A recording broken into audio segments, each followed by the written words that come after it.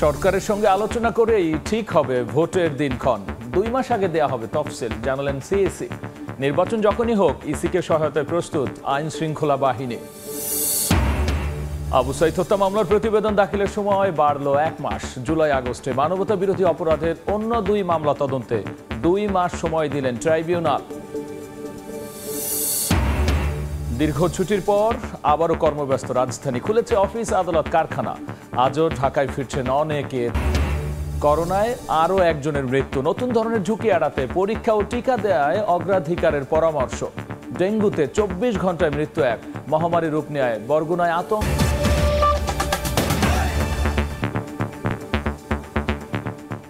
জনপদের সময় সঙ্গে আছি আমি, গোলাম রাব্বি।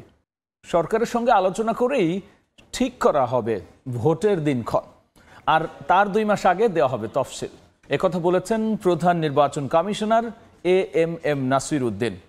কোনো দলের হুকুমে ইসি কাজ করবে না বলেও সাফ জানিয়েছেন তিনি। তফসিলের আগে যাদের বয়স 18 হবে তাদেরকেও করা হবে ভোটার হিসেবে অন্তর্ভুক্ত। 2026 সালের প্রথমার্ধের মধ্যে নির্বাচনের সময় নির্ধারণ করা যায়। গত বছর 16 ডিসেম্বর প্রধান উপদেষ্টার ভাষণে আগামী ডিসেম্বর থেকে 2026 সালের জুনের মধ্যে নির্বাচনের কথা বললেও বিএনপি সহ বিভিন্ন দলের দ্বিমত থাকায় সেখান থেকে সরে আসে সরকার। 2026 সালের এপ্রিলের প্রথমার্ধের যে কোনো একটি দিনে অনুষ্ঠিত হবে। সবশেষ এপ্রিলে ভোট আয়োজনের ঘোষণা দেয়া হলেও তাতেও আপত্তি জানায় বিএনপি। এর কিছুদিন পরই গত 13 জুন লন্ডনে প্রধান উপদেষ্টার সঙ্গে বিএনপির ভারপ্রাপ্ত চেয়ারম্যানের একান্ত বৈঠকে শর্ত সাপেক্ষে ফেব্রুয়ারিতে নির্বাচনের ইঙ্গিত মেলে। তবে ভোটের দিনক্ষণ নিয়ে সরকারের এমন বার্তা নির্বাচন কমিশনের কাছে এখনো পৌঁছায়নি বলে জানালেন প্রধান নির্বাচন কমিশনার। রোববার নির্বাচন ভবনে সাংবাদিকদের সঙ্গে শুভেচ্ছা বিনিময়ে তিনি বলেন, নির্বাচন যেদিনই হোক সব প্রস্তুতি ইসির রয়েছে। যখন সরকারের সাথে কথা হবে যে ওনারা কি আলোচনা করেছেন, আমরা তো নিশ্চয়ই একটা ওনাদের ভাগ বুঝতে পারবো, বুঝে তখন একটা তারিখ যখন যায় সেটা করবো। এখন আমাদের চিন্তা ভাবনা, ধ্যান ধারণা, শয়নে স্বপনে নিজেদের প্রস্তুতি। সিইসি বলেন, ভোটে তরুণদের অন্তর্ভুক্ত করতে চায় কমিশন। 2026 সালের 2রা জানুয়ারি যাদের বয়স 18 বছর পূর্ণ হবে তাদের ভোটার তালিকায় অন্তর্ভুক্ত করতে হলে আইনে পরিবর্তন করতে হবে বলেও জানান তিনি। যে তারিখে শিডিউল ঘোষণা করব, শিডিউলটা ঘোষণা করা হয় নর্মালি ভোটের 2 মাস আগে। যখন আমরা শিডিউল ঘোষণা করব তখন আমার কাছে ভোটার তালিকাটা রেডি থাকতে হবে, বুঝছেন না? তো আমরা দরকার হলে ভোটার রেজিস্ট্রেশন আইনে কিছুটা পরিবর্তনের কথা চিন্তা করছি, two include the younger generation. কারো হুকুমে ইসি কাজ করবে না জানিয়ে সুষ্ঠু ও নিরপেক্ষ ভোট অনুষ্ঠানে যথাযথভাবে দায়িত্ব পালনে ইসি কর্মকর্তাদের নির্দেশনা দেন প্রধান নির্বাচন কমিশনার। কারো নির্দেশনায়, কারো পরিচালনায় আমরা কাজ করব না, কারো দ্বারা প্রভাবিত হয়ে নয়, কারো পক্ষে নয়, যে কোনো দলীয় স্বার্থ বিবেচনায় আপনারা কোনো কাজ করবেন না। একদম আইন অনুযায়ী নিরপেক্ষতার সাথে আপনারা দায়িত্ব পালন করবেন। এই মেসেজটা আমি তাদেরকে আজকেও দিয়েছি। অন্তর্বর্তী সরকারের বর্তমান কমিশনের উপর আস্থা আছে বলেও জানান সিইসি। আমাদের উপরে ওনার আস্থা আছে। কাউসার চৌধুরী, কুমু, সময় সংবাদ, ঢাকা। নির্বাচন যখনই হোক, কমিশনকে সহায়তায় আইন শৃঙ্খলা বাহিনী প্রস্তুত রয়েছে। সকালে সচিবালয়ে আইন শৃঙ্খলা সংক্রান্ত কোর কমিটির বৈঠক শেষে একথা জানিয়েছেন স্বরাষ্ট্র উপদেষ্টা। আর সাংবাদিকদের সঙ্গে আলাপকালে পরিবেশ উপদেষ্টা বলেছেন, প্রধান উপদেষ্টা ডক্টর মোহাম্মদ ইউনূস আর বিএনপির ভারপ্রাপ্ত চেয়ারম্যান তারেক রহমানের বৈঠক নিয়ে সন্তুষ্ট উপদেষ্টা পরিষদ। ঈদের ছুটি শেষে ফের কর্মচঞ্চল প্রশাসনের প্রাণকেন্দ্র সচিবালয়। রোববার সকালেই অফিসে আসেন উপদেষ্টা ও বিভিন্ন মন্ত্রণালয়ের কর্মকর্তা কর্মচারীরা। নিজেদের মধ্যে ঈদ পরবর্তী শুভেচ্ছা বিনিময় শেষে দাপ্তরিক কাজে ব্যস্ত হয়ে পড়েন তারা। পরে সাংবাদিকদের সঙ্গে কথা বলেন উপদেষ্টারা। এবার ঈদে অস্বস্তিকর কোনো খবর পাওয়া যায়নি বলে জানান 2 উপদেষ্টা। সার্বিকভাবে মানুষ ভালোভাবে ঈদ করেছে, গরু ভালোই কোরবানি দিয়েছে, যদিও বড় গরু এবার বিক্রি হয়নি। নারী নির্যাতনের বিষয়টা এই দেশে একটা নিয়ন্ত্রণের ভেতরে কোনোদিন ছিল না। সেই জায়গাটা তোমরা যদি মনে করো যে এই 8-10 মাসে হয়ে যাবে, হবে না। পরে পরিবেশ উপদেষ্টা জানান, প্রধান উপদেষ্টা ডক্টর মোহাম্মদ ইউনূস এবং বিএনপির ভারপ্রাপ্ত চেয়ারম্যান তারেক রহমানের বৈঠক নিয়ে উপদেষ্টা পরিষদ সন্তুষ্ট। তিনি বলেন, যে কোনো সমস্যার সমাধান হয় সংলাপের মধ্য দিয়েই। রাজনীতি বলেন, নির্বাচনী বলেন, গণতন্ত্রই বলেন আর সংস্কারই বলেন, প্রত্যেকটাই ডায়ালগের মাধ্যমে আগাতে হবে। ডায়ালগটা হচ্ছে এটাকে একটা সুসংবাদ মনে করি। রাজনৈতিক দলগুলো প্রধান উপদেষ্টার ব্যাপারে যদি কোনো কথা বলেন, এটা প্রধান উপদেষ্টার সাথেই ওনারা নিশ্চয়ই কথা বলবেন। এদিন আইন শৃঙ্খলা সংক্রান্ত কোর কমিটির বৈঠক হয় সচিবালয়ে। স্বরাষ্ট্র উপদেষ্টা জানান, নির্বাচনের তারিখ ঘোষণা হলে আইন শৃঙ্খলা পরিস্থিতি স্বাভাবিক রাখতে প্রয়োজনীয় ব্যবস্থা নেবে সরকার। নির্বাচনের ডেটটা তো ফিক্স করবে নির্বাচন কমিশন, ওনারা যেই সময় ফিক্স করবে আমরা মনে হয় আমাদের আইন শৃঙ্খলা বাহিনী ওই সময় তারা প্রস্তুত। স্বরাষ্ট্র উপদেষ্টা কথা বলেন পৌষিন নিয়েও, জানান বাংলাদেশের নাগরিক হলে প্রক্রিয়া মেনে তাদের দেশে পাঠানোর অনুরোধ করা হয়েছে ভারতকে। তোমরা প্রপার চ্যানেলে পাঠাও, আমরা নিয়ে নিই। প্রসূন আশিস, সময় সংবাদ, ঢাকা।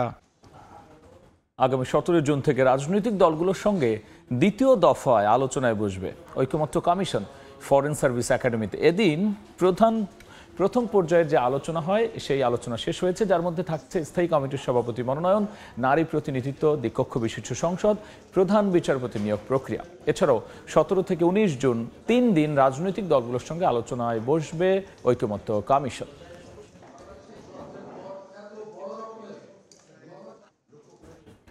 জুলাই গণঅভ্যুত্থানে পুলিশের গুলিতে রংপুরে শহীদ আবু সাঈদ হত্যা মামলা তদন্ত শেষ করতে আরও 1 মাস সময় দিয়েছেন আন্তর্জাতিক অপরাধ ট্রাইব্যুনাল। পরবর্তী শুনানির দিন 14 জুলাই। এছাড়াও এই মামলার 4 আসামিকে একদিন করে জিজ্ঞাসাবাদের অনুমতি দেওয়া হয়। এছাড়াও গাজীপুরের কোনাবাড়িতে হৃদয় হত্যা মামলা এবং যাত্রাবাড়ির শনির আখড়ায় ইমাম হোসেন তাইম হত্যা মামলা তদন্ত শেষ করতে আরও 2 মাস সময় দিয়েছেন ট্রাইব্যুনাল। ঈদের ছুটি শেষে রোববার প্রথম কার্যদিবসেই জুলাই আগস্টের মানবতা বিরোধী অপরাধের এই মামলায় ট্রাইব্যুনালে হাজির করা হয় এএসআই আমির হোসেন সহ 4 জনকে। তদন্ত প্রায় শেষ পর্যায়ে জানিয়ে রাষ্ট্রপক্ষের পক্ষ থেকে 1 মাসের সময় চাওয়া হয়। এ সময় আগামী 14 জুলাই তদন্ত প্রতিবেদন দাখিলের নির্দেশ দেন ট্রাইব্যুনাল। এছাড়া 4 আসামিকে একদিন করে জিজ্ঞাসাবাদের অনুমতি দিয়েছেন আদালত। এদিকে জুলাই আন্দোলনে হত্যা মামলায় ঢাকার সিজেএম আদালতে হাজির করা হয় সাবেক মন্ত্রী অ্যাডভোকেট কামরুল ইসলাম ও সাবেক প্রতিমন্ত্রী ডাক্তার এনামুর রহমানকে। সাখাওয়াত হোসেন শাহ, সময় সংবাদ, ঢাকা। জনপদের সময়ে আরও থাকছে। মারা গেছেন গণফোরামের সভাপতি মোস্তফা মহসিন মন্টু। ভুগছিলেন বার্ধক্যজনিত নানা সমস্যায়। হাসপাতালে ছুটে গেলেন মির্জা ফখরুল। তারেক রহমানের শোক। টানা 10 দিনের ঈদের ছুটি কাটিয়ে আবারও সচল হয়ে উঠছে শিল্পাঞ্চলগুলো। সকাল থেকে দলে দলে কর্মস্থলে যোগ দেন শ্রমিকরা। তবে প্রথম দিন উৎপাদন কাজে শতভাগ শ্রমিকের উপস্থিতি না থাকলেও 2-1 দিনের মধ্যে তা স্বাভাবিক হয়ে যাবে বলে জানিয়েছে কর্তৃপক্ষ। রোববার ভোরের আলো ফুটতেই কর্মব্যস্ত হয়ে উঠেছে শিল্পাঞ্চলের কারখানাগুলো। প্রাণচাঞ্চল্য দেখা দিয়েছে কারখানা পাড়ায়। ঈদের টানা 10 দিন ছুটি শেষে আবারও গাজীপুর, সাভার, আশুলিয়া, নারায়ণগঞ্জ সহ কারখানাগুলোতে শুরু হয়েছে উৎপাদন। এর আগে শনিবারে বেশ কিছু প্রতিষ্ঠানে উৎপাদন শুরু হয়। শিল্প পুলিশ জানায় 3 ধাপে ছুটি কার্যকর হওয়ায় ধারাবাহিকভাবে খুলবে প্রতিষ্ঠানগুলো। সে হিসেবে বন্ধ থাকা কারখানাগুলো খুলবে সোমবার। এদিকে বাধাহীন যাত্রা ও বেতন বোনাস নিয়ে ঝামেলা না থাকায় সন্তুষ্টি প্রকাশ করেছেন পোশাক শ্রমিকরা। উৎসব মুখর পরিবেশে কাজে যোগ দিতে দেখা গেছে তাদের। শিল্প পুলিশের পক্ষ থেকেও নেওয়া হয়েছে বিশেষ ব্যবস্থা। ঈদের প্রথম খুলছে, ভালো একটা মনের ভাব নিয়ে যাইতেছি। ফ্যামিলির সাথে অনেক আনন্দ আমরা পাইছি। ছোট বড় মিলিয়ে গাজীপুরে 22 শতাধিক, সাভার ও আশুলিয়া শিল্পাঞ্চলে প্রায় 9 শতাধিক এবং নারায়ণগঞ্জের প্রায় 1200 পোশাক কারখানার বেশিরভাগগুলোতে শুরু হয়েছে উৎপাদন কার্যক্রম। চন্দ্রা বিশ্বাস, ববি, সময় সংবাদ। এদিকে ঈদের ছুটি কাটিয়ে আজও রাজধানীতে ফিরছে মানুষ। বরিশাল নদীবন্দরে আছেন রিপোর্টার অপূর্ব অপু। আমরা সরাসরি যাচ্ছি তার কাছে। ঈদের ছুটি কাটাতে যারা গ্রামের বাড়ি এসেছিলেন তারা আজও কর্মস্থলমুখী হচ্ছেন নানানভাবেই। কেউ বাসে যাচ্ছেন, কেউ বা যাচ্ছেন লঞ্চে। আমি আছি বরিশালের নদীবন্দরে রয়েছি। আজকে বরিশাল থেকে 6টি লঞ্চ ঢাকার উদ্দেশ্যে ছেড়ে যাবে। এখন রাত 8টা বাজে, আর কিছুক্ষণ বাদে অর্থাৎ রাত 8:30 থেকে এক এক করে ঢাকার উদ্দেশ্যে লঞ্চগুলো ছাড়বে। এবং আজকেও দেখছি আমরা বিপুল সংখ্যক যাত্রীরা রয়েছে যারা আসছেন এই মুহূর্তে লঞ্চে। গতকালকে যদিও বরিশাল থেকে 12টি লঞ্চ গিয়েছিল, তবে আজকে 6টি লঞ্চ যাবে বলে জানিয়েছে বন্দর কর্মকর্তা। তারা বলছেন যে আজকে থেকে যেহেতু সকল প্রতিষ্ঠানগুলো খুলে গিয়েছে। গতকালকেই ছিল সর্বশেষ সরকারি ছুটির দিন, যারা যেতে পারেনি তারাই মূলত আজকে যাচ্ছে। এটি গতকালকে থেকে আজকে কম ভিড় হচ্ছে। তারপরও আমরা দেখছি যে বরিশাল নদীবন্দর এই মুহূর্তে পল্টনগুলো একেবারে টইটুম্বুর রয়েছে, যাত্রীদের ভিড় রয়েছে এবং যে 6টি লঞ্চ রয়েছে আজকের এই 6টি লঞ্চের কোনোটিতেই এখন কেবিন বা সোফা অর্থাৎ প্রথম এবং দ্বিতীয় শ্রেণীর কোনো টিকিট খালি নেই। ডেকে যতটা রয়েছে অর্থাৎ তৃতীয় শ্রেণীর টিকিট রয়েছে, তবে সেই জায়গাগুলোও কিন্তু এখন পরিপূর্ণ হয়ে গেছে। মানুষ এখন লঞ্চের যে বারান্দা কিংবা প্রবেশমুখের যে সিঁড়িগুলো রয়েছে সেই সমস্ত জায়গায় অবস্থান নিয়ে চাদর বিছিয়ে যাচ্ছেন এবং তারা বলছেন যে আসলে ঝক্কি ঝামেলা এড়াতে তারা নৌপথকেই বেছে নেন, কিছুটা স্বাচ্ছন্দ্যে যাবার জন্য, কিছুটা নির্বিঘ্নে যাবার জন্য। কেননা সড়ক পথে নানান ধরনের ঝক্কি ঝামেলা থাকে, সেইগুলো এড়াতেই লঞ্চে তারা যাচ্ছেন এবং দেখছেন যে সবাই বলছে যে পরিবারের সাথে একটি সুখময় স্মৃতি নিয়ে এখন বাস্তবতার তাগিদেই তারা আসলে যাচ্ছেন কর্মের টানে। এবং এই আজকে যে যাত্রী চাপ রয়েছে যতটুকু রয়েছে গতকালকার থেকে কম রয়েছে, আগামীকালকে এর থেকেও কম হবে বলছেন এখানকার লঞ্চ ব্যবসায়ীরা। তো বরিশাল নদীবন্দর থেকে আমার কাছে সবশেষ এতটুকুই খবর ছিল। রাজধানীমুখী মানুষের খবর নিয়ে আমরা সরাসরি ছিলাম বরিশাল নৌবন্দরে। গণফোরামের সভাপতি মোস্তফা মহসিন মন্টু মারা গেছেন। ইন্না লিল্লাহি ওয়া ইন্না ইলাইহি রাজিউন। বিকেল 5:10 রাজধানীর একটি বেসরকারি হাসপাতালে চিকিৎসাধীন অবস্থায় মারা যান তিনি। তার বয়স হয়েছিল 79 বছর। তিনি বার্ধক্যজনিত নানা সমস্যায় ভুগছিলেন। মোস্তফা মহসিনের মৃত্যুতে গভীর শোক প্রকাশ করেছেন বিএনপির ভারপ্রাপ্ত চেয়ারম্যান তারেক রহমান ও মহাসচিব মির্জা ফখরুল ইসলাম আলমগীর। তার শোক সন্তপ্ত পরিবারের প্রতি গভীর সমবেদনা জানিয়েছেন। সত্যিকার অর্থেই একজন মুক্তিযোদ্ধা, কিংবদন্তির মুক্তিযোদ্ধা। পুরো 70-এর দশক জুড়ে তিনি স্বাধীনতা সংগ্রাম করেছেন, পরবর্তীকালে স্বাধীনতা যুদ্ধ করেছেন, প্রত্যক্ষভাবে যুদ্ধ করেছেন।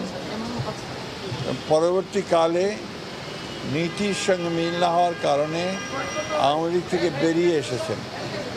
তারপরে আর কোনো কম্প্রোমাইজ করেননি। আমার চাচা প্লাস আমার শ্বশুর আমার বাবার মতো ছিলেন, উনি যদি করে ভুল ত্রুটি করে থাকে তাকে মাফ করে দেবেন।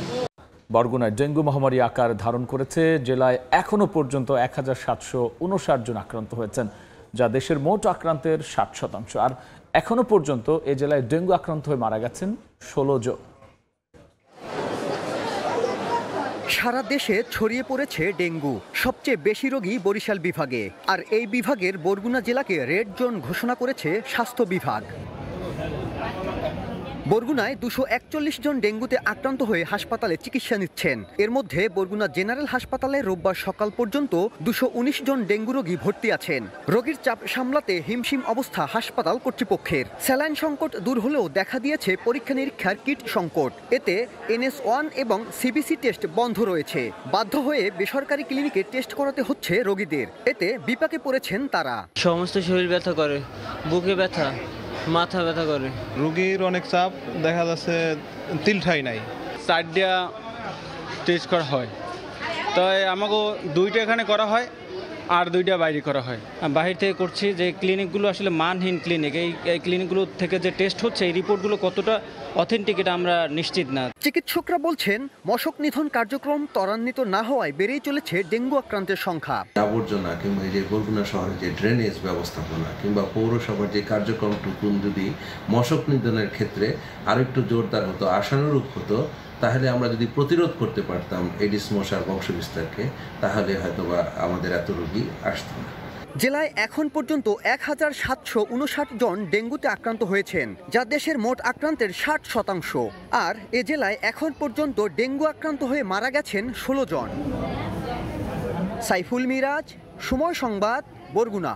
বগুড়ায় স্কুল পড়ুয়া মেয়েকে বিয়ে দিতে রাজি না হওয়ায় বাবাকে পিটিয়ে হত্যা মামলার আসামি স্বেচ্ছাসেবক দলের নেতা জিতু সহ 3 জনকে 5 দিনের রিমান্ড মঞ্জুর করেছেন আদালত। বিকেলে জেলার সিনিয়র জুডিশিয়াল ম্যাজিস্ট্রেট আদালতের বিচারক মেহেদি হাসান এই আদেশ দেন। এর আগে শনিবার সন্ধ্যায় শহরের শিববাটি এলাকায় শাকিলকে পিটিয়ে হত্যা করা হয়। এই ঘটনায় নিহতের স্ত্রী সালেহা বেগম, স্বেচ্ছাসেবক দলের সাধারণ সম্পাদক জিতু ইসলামকে প্রধান আসামি করে সদর থানায় মামলা দায়ের করেন। এতে 17 জনের নাম উল্লেখ সহ অজ্ঞাত আরও 10 জনকে আসামি করা হয়। পরে অভিযান চালিয়ে জিতু ইসলাম, তার সহযোগী শফিকুল হাসান বিপ্লব এবং মতিউর রহমান মতিকে গ্রেফতার করে পুলিশ। এদিকে অভিযুক্ত জিতু ইসলামকে আজীবনের জন্য সদস্য পদ স্থগিত ও বহিষ্কার করেছে কেন্দ্রীয় স্বেচ্ছাসেবক দল। পাল্টাপাল্টি হামলা, ইরান ইসরায়েল সংঘাত অব্যাহত। তেল আবিবে দ্বিতীয় রাতের মতো ইরানের ভয়াবহ হামলা অন্তত 10 জন নিহত হয়েছেন। এ নিয়ে মৃত্যু বেড়ে দাঁড়ালো 14 জনে, আহত হয়েছেন 2 শতাধিক। তেল আবিবের বাতিয়ামে ক্ষেপণাস্ত্রের আঘাতে ধসে পড়েছে একটি বহুতল ভবন। এই ঘটনায় 35 জন নিখোঁজ আছেন বলে জানিয়েছে ইসরায়েলি গণমাধ্যম। রাতভর তেহরান সহ বিভিন্ন শহরে হামলা চালিয়েছে ইসরায়েলও। এতে প্রাণহানি বেড়ে দাঁড়িয়েছে 128 জনে। 2 দিন ধরে পাল্টাপাল্টি হামলায় ইসরায়েল ইরান সংঘাত তুঙ্গে।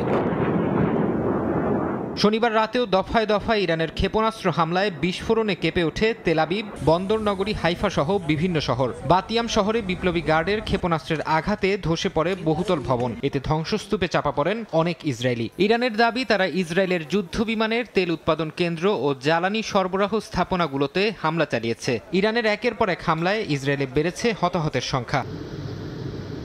গত কয়েকদিনের ইসরায়েলি হামলায় ইরানের শীর্ষ সামরিক কর্মকর্তা, বিজ্ঞানী সহ বেশ কয়েকজন প্রাণ হারিয়েছেন। নেতানিয়াহু প্রশাসন এবার ইরানের সর্বোচ্চ ধর্মীয় নেতা আয়াতুল্লাহ আলী খামেনিকেও হত্যার হুমকি দিয়েছে। গণমাধ্যমে দেয়া সাক্ষাৎকারে ইসরায়েলি এক কর্মকর্তা বলেন, ইরানের পরমাণু কেন্দ্র ধ্বংসের পাশাপাশি খামেনিও তাদের টার্গেটে আছেন।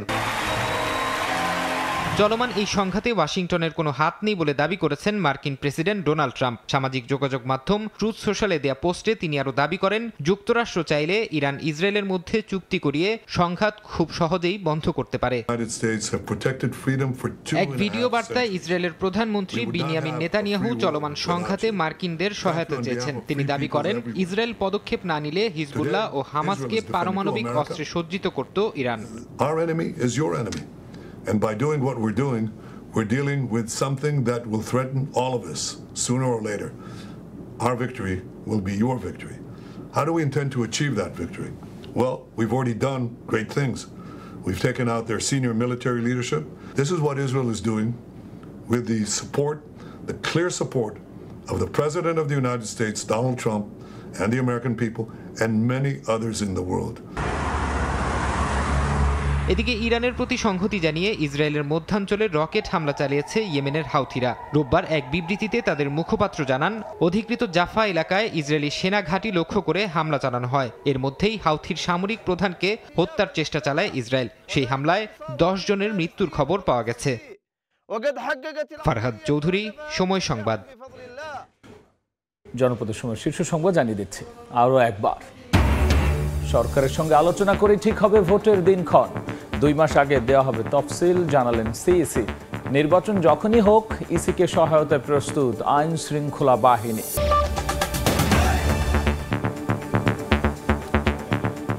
এই ছিল জনপদের সময়। সঙ্গেই থাকুন সময়।